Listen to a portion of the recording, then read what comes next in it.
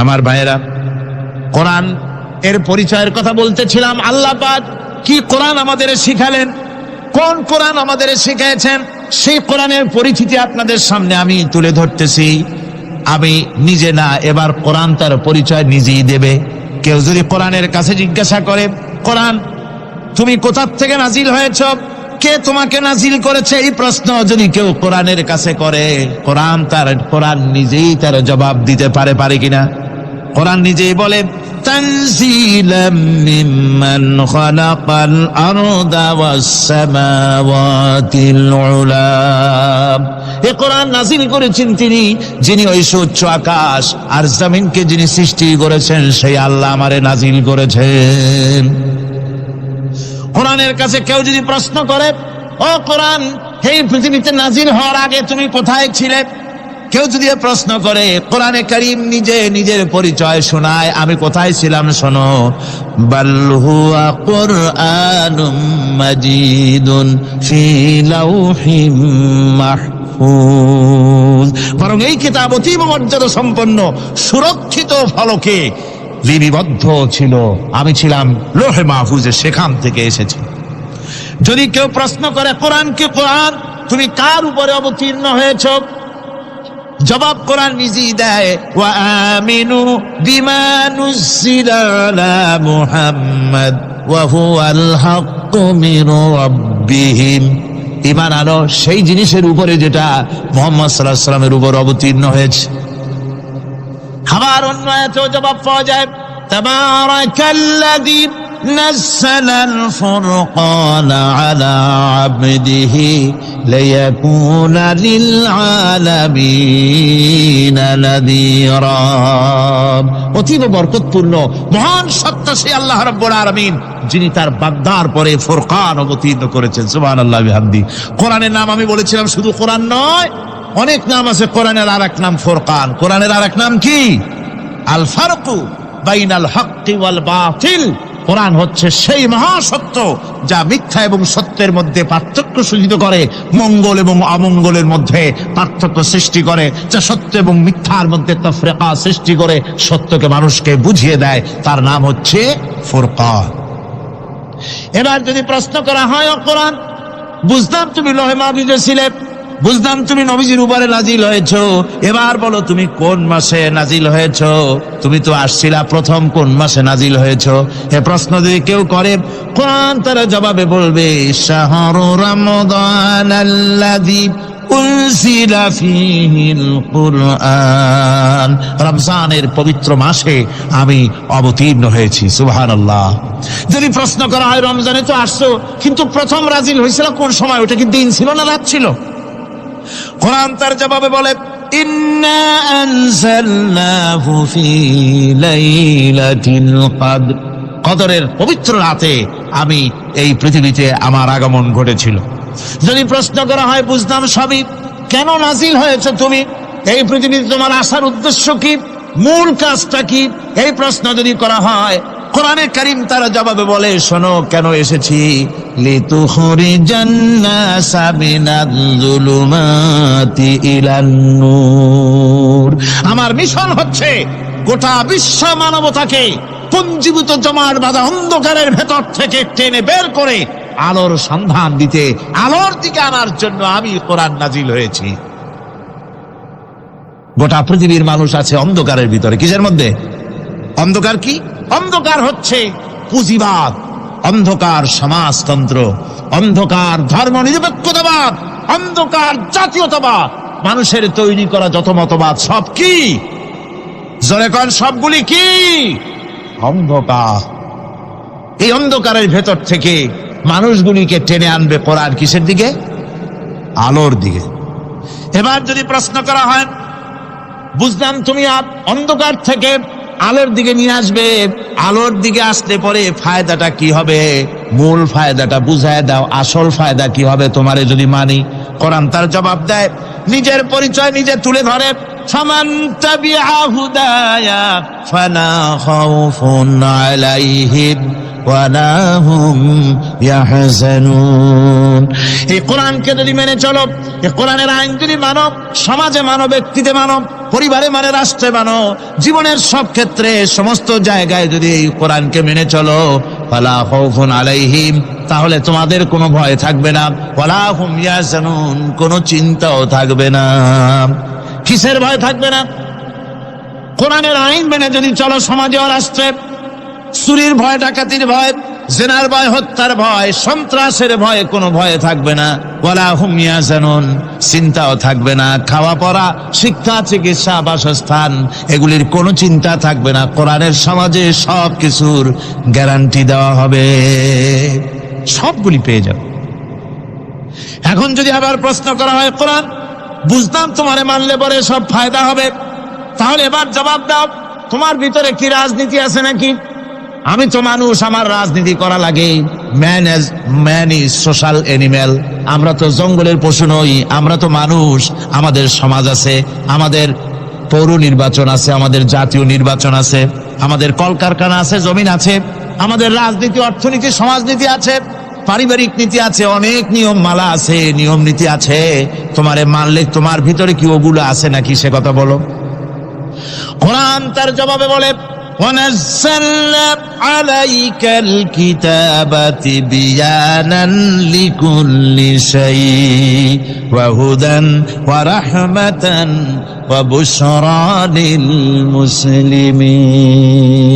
কোরআন জবাবে বলে, শুনে রাখো, শুধু অর্থনীতি সমাজনীতি নয়, শুধু রাজনীতি আর শিক্ষানীতি, যুদ্ধনীতি নয়, তোমার জীবনে যা কিছু দরকার, ইহকালে যা কিছু দরকার, পরকালে, সব কথাগুলি আল্লাহ রব্বুল আলামিন আমি কোরআনের সিনার ভিতরে খুলে খুলে বর্ণনা করে দিয়েছেন। সব কথা এ কোরআনে কারীমের ভিতরে রয়েছে। তোমার এমন কোনো জিনিস নাই যা তুমি কোরআনে কারীমের মধ্যে পাবে না। তোমার সমস্ত প্রয়োজন আমার বুকের মধ্যে আল্লাহ দিয়ে দিয়েছেন। বিজ্ঞান আছে, দর্শন আছে, ইতিহাস আছে, সব আছে এর মধ্যে। তবে কোরআনের মধ্যে বিজ্ঞান আছে বলে আমি এটাকে বিজ্ঞানের কিতাব বলবো না, দর্শন আছে বলে দর্শনের কিতাব আমি বলবো না, রাজনীতি আছে বলে কোরআনকে আমি রাজনীতির কোনো কিতাব বলবো না। কোরআন তাহলে কি? কোরআন হচ্ছে অর্থনীতি, সমাজনীতি, রাজনীতি, পারিবারিক নীতি, মানুষের জীবনের যা কিছু প্রয়োজন, সমস্ত নীতিমালার নীতি গ্রন্থের নাম হতেছে কোরআনে কারীম। সমস্ত নীতিমালার নীতি গ্রন্থ কোরআন। এখানে রয়েছে সব কিছুর উৎস, যেটা গ্রহণ করলে পরে মানুষ আরামে থাকতে পারবে। অমুসলিম নাগরিক বৃন্দ তাদের নাগরিক মর্যাদা পাবে। মুসলমান, কৃষক, নারী, চিকিৎসা, কৃষিবিদ, সাধারণ মানুষ, রং, বর্ণ, ভাষা নির্বিশেষে গোটা মানব সভ্যতা আরামে বাস করতে পারবে। পশু পাখিও আরামে থাকবে, গাছপালাও আরামে থাকবে, যেহেতু নির্দেশ হয়েছে বিনা প্রয়োজনে গাছের পাতাটিও ছিল না। ইসলামের সমাজ যদি চালু হয়, গাছেরাও আরাম পাবে, পাহাড়ও আরাম পাবে। চট্টগ্রামের লোকেরা যেভাবে পাহাড় কাটা আরম্ভ করেছে, এটা বড় দুঃখজনক। জুমলায় মোতারেজা একটা বলে দিলাম, অপ্রাসঙ্গিক হলেও জরুরি কথা। আপনারা পাহাড় কাটতেছেন না, আপনাদের নিজেদের পায়ে নিজেরা কুড়াল মারতেছেন। খবরদার পাহাড় কাটবেন না। আল্লাহর প্রকৃতির ভারসাম্য আপনারা নষ্ট করছেন বলে ওজোন স্তরে ফাটল ধরেছে। তা রিপেয়ার করার জন্য আজকে বিশ্বের সব বিজ্ঞানীরা হতাশ হয়ে গিয়েছে, পাগল হয়ে গেছে। কেমনে এই ওজোন স্তরের ফাটলকে রিপেয়ার করব? ওজোন স্তরটা কি? ওজোন স্তর হচ্ছে, সুবহানাল্লাহ, আল্লাহর যে কত দয়া। সূর্য, সেই সূর্যের রয়েছে আলট্রা ভায়োলেট রে, যাকে বাংলায় বলা হয় অতি বেগুনি রশ্মি। যে রশ্মিটা সৃষ্টি জগতে যদি আসে আর তা যদি কোনো প্রাণীর শরীরকে টাচ করে, তাহলে সমস্ত প্রাণী ক্যান্সার হয়ে, এক্সিমা হয়ে, বিথহাউস হয়ে, অ্যাজমা হয়ে সমস্ত প্রাণী মরে যাবে, কেউ বাঁচবে না। মারাত্মক রশ্মি। সেই রশ্মিটা যাতে সৃষ্টি জগৎকে টাচ করতে না পারে, সেজন্য আল্লাহ পাক একটা ওজোন স্তর তৈরি করেছেন। ওখানে এসে ওটা বাধাপ্রাপ্ত হয়, পৃথিবীর মাটিতে আসে না। যা কিছু পৃথিবীর মানুষের জন্য, পৃথিবীর জন্য কল্যাণকর, সেগুলি সূর্য থেকে আসতে থাকে। সুবহানাল্লাহ ওয়া বিহামদিহি। যেটা ক্ষতিকর, সেটা আল্লাহ পাক আটকায় রাখেন। এখন সেই ওজোন স্তরে ফাটল ধরলো। কেমনে ফাটল ধরলো? ফাটল আপনি আমি ধরাইছি। আপনি বলবেন যেটা কেমন কথা, আমি তো ওইখানে যাই নাই, আমি ফাটল ধরাইলাম কেমনে? ওই যে সেই আপনার প্রাইমারি স্কুলে ভিজিট করতে গিয়েছিলেন ইন্সপেক্টর, তারপরে প্রাইমারি না হাই স্কুল ভিজিট করতে গেছে, যায়া জিজ্ঞেস করছে ছেলেরা কি পড়ছো? বল ইতিহাস। ঠিক আছে, ইতিহাস থেকেই প্রশ্ন করব, বলতো চীনের প্রাচীর কে ভেঙেছে? ছেলেরা জবাব দিচ্ছে তুমি বলো। কেউ বলছেন বেঞ্চের কোনা যে ছেলেটি, সে বলছে সর্বনাশ, কেউ যখন স্বীকার করে না এটা তো আমার মাথায় আসবে।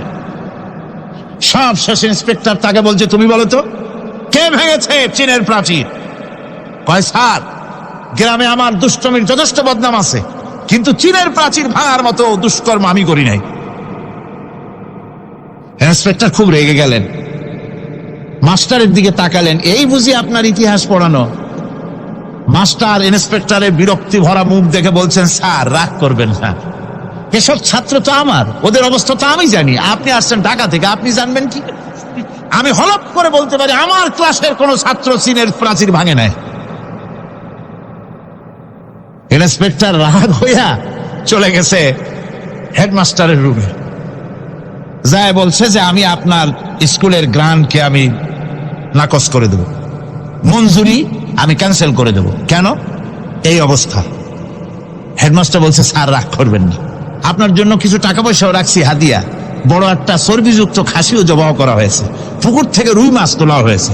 তারপরেও আমার ছাত্ররা, টিচাররা বলার পরেও যদি আপনার সন্দেহ হয়ে থাকে যে আমার ছাত্ররাই ভাঙছে, তো ওই আপনি অসন্তুষ্ট হবেন না, রাগ করবেন না স্যার, ওই প্রাচীর ভাঙতে যা খরচ লাগে আমি কিছু খরচ দেবো, তো আপনি রাগ করেন না। এখন চিন্তা করেন, স্কুলের ছাত্র থেকে শুরু করে হেডমাস্টার পর্যন্ত জ্ঞানের বহর। তো বলতেছিলাম আপনি আমি ওজন স্তরে ফাটল ধরিয়েছি, তার অর্থ এই নয় যে আপনারা গিয়ে ওখানে কুড়াল মারিয়ে ওটারে ভাঙছেন। তাহলে ওটা কি হয়েছে? কোরআনে কারিমে রব্বুল আলামিন বলেন ওয়ামা সাবাকুম মিন মুসিবাতিন ফাবিমা কাসাবাত আইদিকুম ওয়া ইয়াফু আন কাসীর। যত বিপদ তোমাদের উপর আরোপিত হয়, সমস্ত বিপদ তোমাদের দুই হাতের কামাই করা। কে বলছেন? আল্লাহ পাক। ওজনের স্তরে ফাটল ধরেছে, এটা বিপদ, বিশ্বের সমস্ত মানব সভ্যতা সৃষ্টি জগতের জন্য বিপদ। এই বিপদের জন্য দায়ী পৃথিবীর মানুষ। কিরকম? সেটা হচ্ছে গাড়ির পেছন থেকে যে কালো ধোঁয়া বের হয়, কল কারখানার চিমনি থেকে যে কালো ধোঁয়া বের হয়, এই কালো ধোঁয়াগুলি, তারপরে সমস্ত কেমিক্যাল উইপেন সেগুলি যে টেস্ট করা হয়, তার রিয়াকশন ইত্যাদি, এই কালো ধোঁয়া এবং সমস্ত মারণাস্ত্রগুলি এক্সপেরিমেন্ট করার সমস্ত এই রিয়াকশনগুলি সবগুলি গিয়ে ওই ওজন স্তরে ফাটল ধরিয়ে দিয়েছে। আস্তে করে পাতলা হয়ে এটা ফেটে গিয়েছে, অতি বেগুনি রশ্মি আসা শুরু করেছে। এটাকে বন্ধ করার জন্য বিজ্ঞানীরা আজ মরিয়া হয়ে গিয়েছে।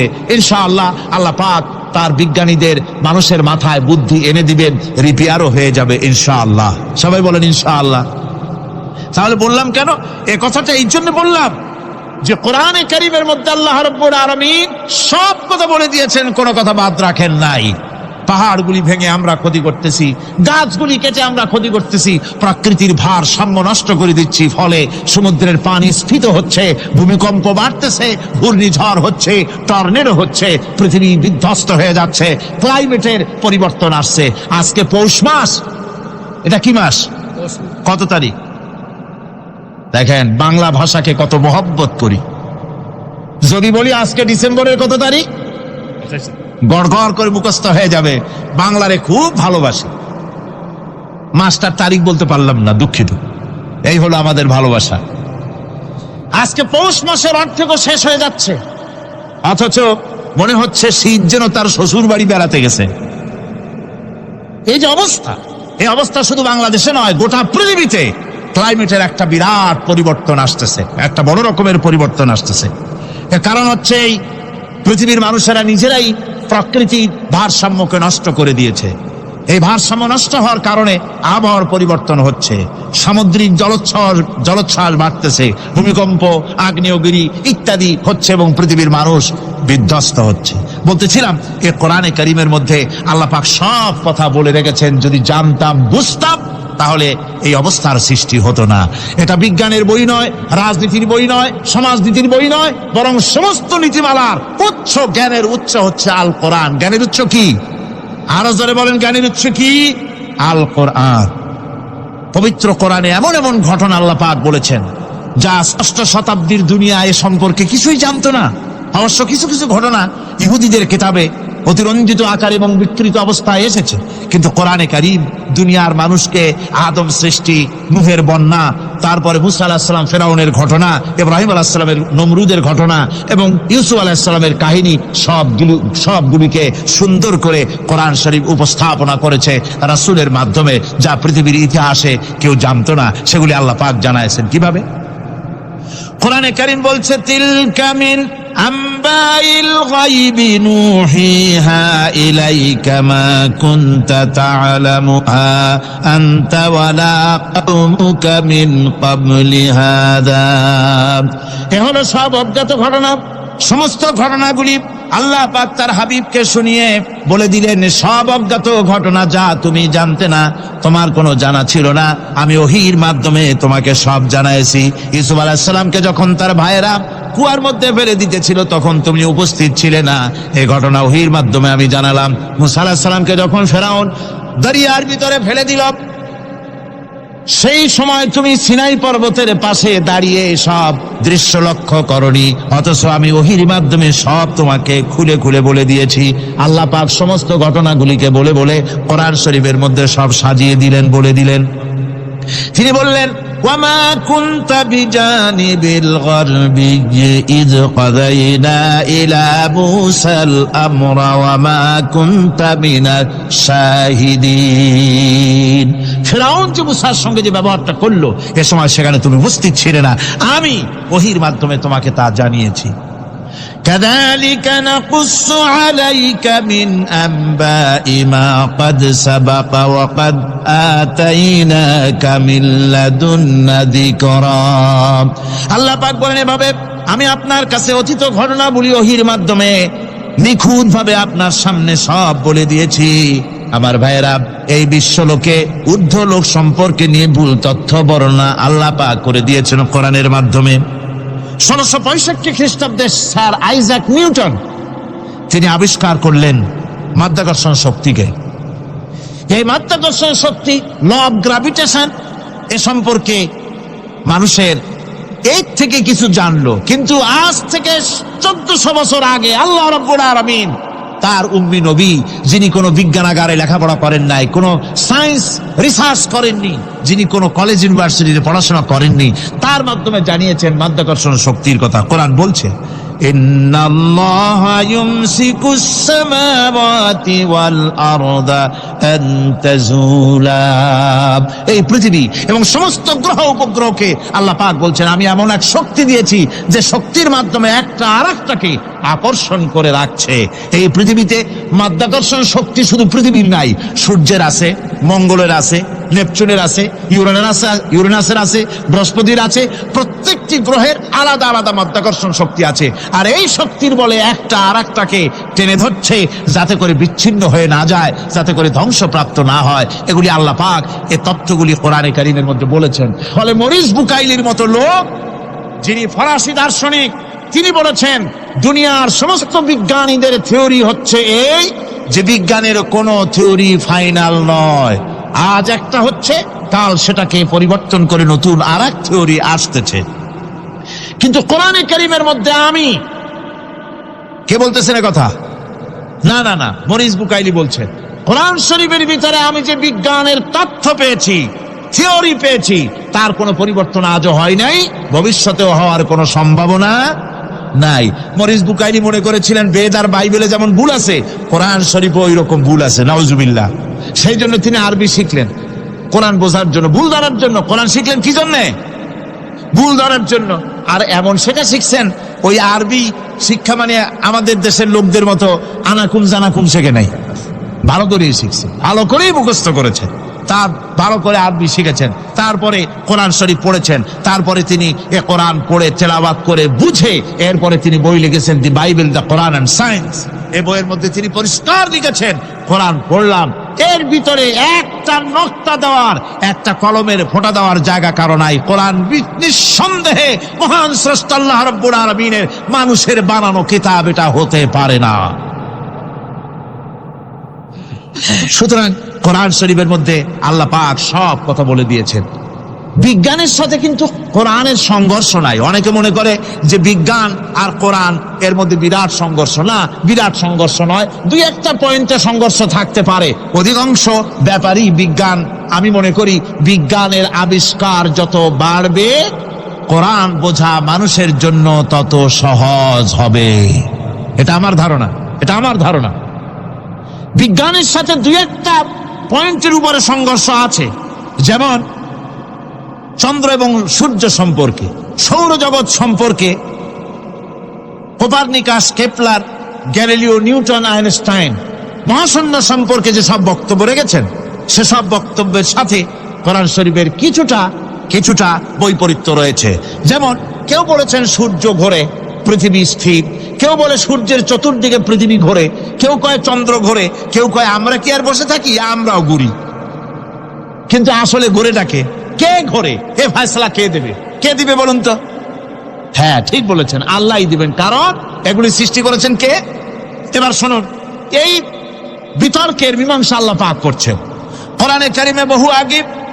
গ্যালিলিও, কেপলার, কোপারনিকাস এদের বলার অনেক আগে বিশ্বনবী জনাবে মুহাম্মদ রাসূলুল্লাহ সাল্লাল্লাহু আলাইহি ওয়াসাল্লাম তিনি বলে দিয়েছেন, আল্লাহর কথা তিনি বলেছেন, লাশ-শামসু ইয়ানবাগী লাহা আন তুদরিকাল কামারা ওয়ালাল লাইলু সাবিকুন নাহার ওয়া কুল্লুন ফি ফালাকিন ইয়াসবাহুন। প্রবল জ্ঞানী হইবে যাহারা, আপন মনেতে বুঝিবে তাহারা, রাত্রি পারে না আগে যাইবার দিনের স্থান করি অধিকার। চন্দ্র বাঁধে না সূর্যের গায়েতে, সূর্য পারে না চন্দ্রকে ধরিতে। যার যে স্থান বহাল রাখিয়া ভ্রমণ করিছে খোদাকে ডরিয়া।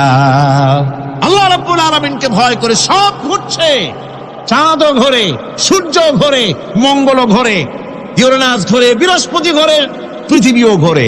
সব ঘুরছে তো ঘুরছেই, বন বন করে ঘুরছে একটা নির্দিষ্ট কক্ষপথে, আপন আপন কক্ষপথে ঘুরছে, যার ফলে অ্যাক্সিডেন্ট হয় না। সুবহানাল্লাহ, জোরে বলেন সুবহানাল্লাহ। নির্ধারিত কক্ষে ঘুরছে, নির্ধারিত কক্ষে ঘুরছে। এর কক্ষগুলি আল্লাহ পাক ঠিক করে দিয়েছেন, সেই কক্ষে ঘুরতেছে, একে অপরের পথ অতিক্রম করতেছে না। আবার ওই মহাশূন্যের ভেতরে রয়েছে ব্ল্যাক হোল। ব্ল্যাক হোল কি? ব্ল্যাক হোল হচ্ছে একটা বিরাট অন্ধকার গহ্বর, একটা মৃত্যুকূপ। এত বড় বিরাট ব্ল্যাক হোল মহাশূন্যে আছে, বিজ্ঞানীরা হয়রান হয়ে গেছে। তার এত বড় শক্তি, সে শুধু তারা খায় না, কোন তারকা ঘুরতে ঘুরতে যদি তার কাছে এসে যায়, তারাকে খেয়ে ফেলে। কোন আলো যদি কাছে আসে, আলো শুষে নিতে নিতে আলো যার থেকে এসেছে সেটাকেও শেষ করে ফেলে। এ ধরনের একটা দারুণ আকর্ষণী শক্তি তার মধ্যে আল্লাহ সৃষ্টি করেছেন। একটা ব্ল্যাক হোল আছে মহাশূন্যের ভিতরে। সূর্য, চন্দ্র, গ্রহ, নক্ষত্র, যে সূর্য পৃথিবীর চাইতে 13 লক্ষ গুণ বড়, এমন 2 কোটি সূর্য খাইয়া হজম করতে পারে এত বড় ব্ল্যাক হোল আল্লাহ তৈরি করে রেখেছেন মহাশূন্যের উপরে।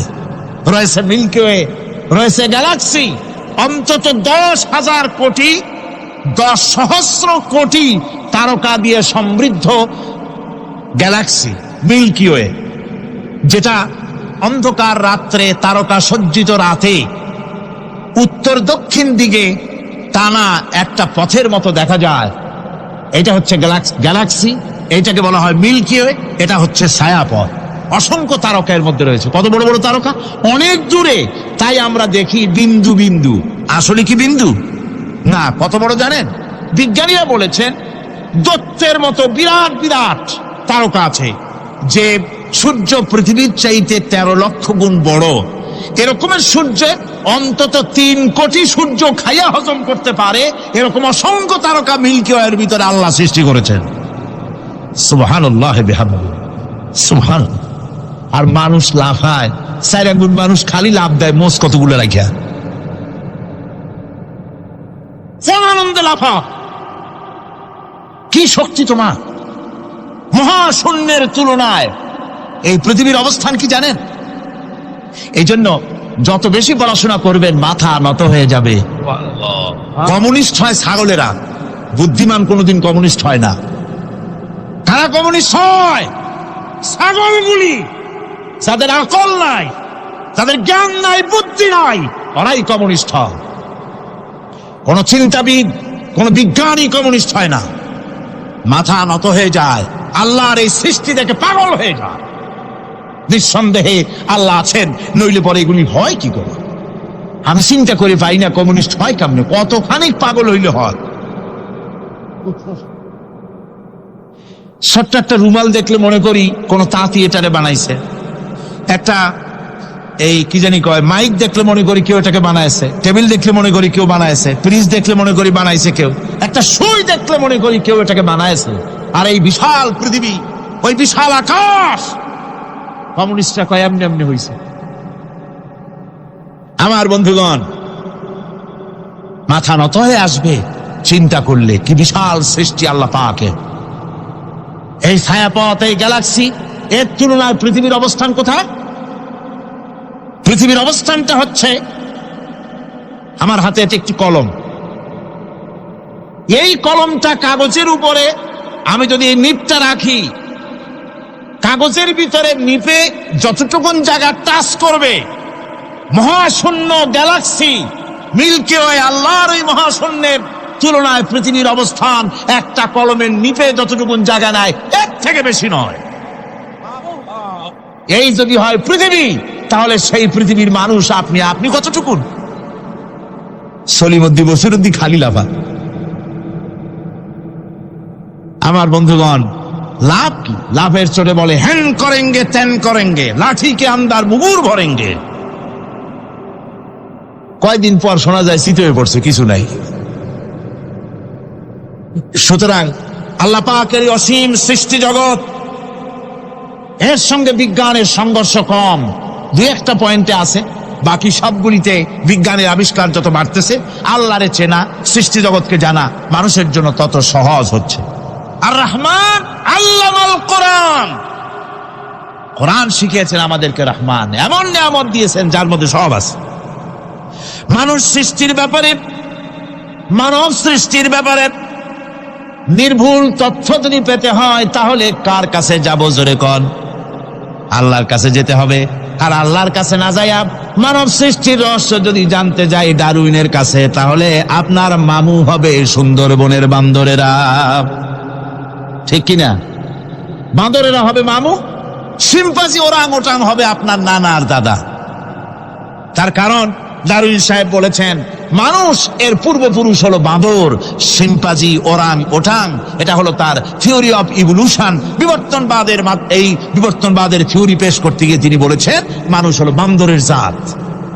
আরে বেটা, তুই বান্দরের জাত। নিজের লেজ কাটিয়া সকলের লেজ কাটা আরম্ভ করতে চাচ্ছে। কি পাগলের পাগল, মানুষ হয়েছে বান্দরের জাত। আশ্চর্য কথা। কেমনে কইলে?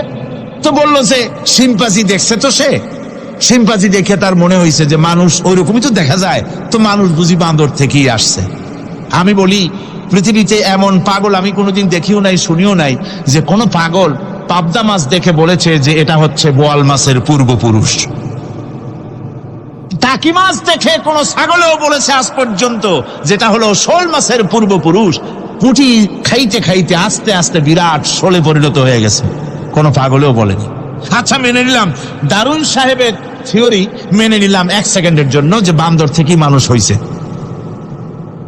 এখনো তো বানর প্রজাতি আছে না? শেষ হয়ে গেছে? আছে কিনা?